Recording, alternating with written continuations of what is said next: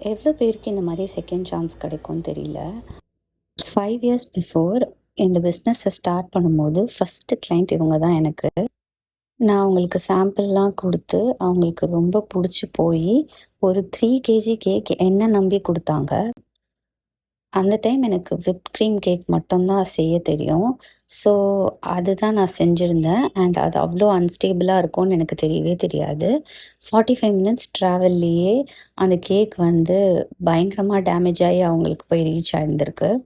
Which was very devastating. அந்த குட்டி பையனோட டேவை நான் ஸ்பாயில் பண்ணிட்டேன் அப்படின்னு நினைக்கும் போது I was feeling so guilty.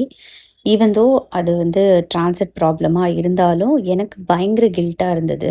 என்னோடய ஃபர்ஸ்ட் ஆர்டரே இப்படி ஆயிடுச்சுன்னு. நான் கண்டிப்பாக மறக்க மாட்டேன்.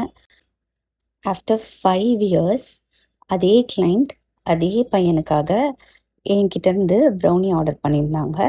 அவங்களோட ஃப்ரெண்ட்ஸ்லாம் வராங்கன்னு சொல்லி எனக்கு வந்து ராகி அண்ட் ப்ரவுன் சுகர் வச்சு ஒரு ஹெல்தி ஆல்டர்னேட்டிவாக கேட்டிருந்தாங்க. It was her suggestion and நானும் வந்து ஓகேன்னு சொல்லிட்டேன். But this time I wanted to give a perfect brownie to her.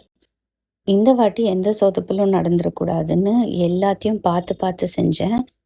Especially packing எந்த சொதப்பலும் ஆகிடக்கூடாது, எந்த டேமேஜும் ஆகிடக்கூடாது அப்படின்னு சொல்லிட்டு ரொம்ப பர்ட்டிகுலராக இருந்தேன்.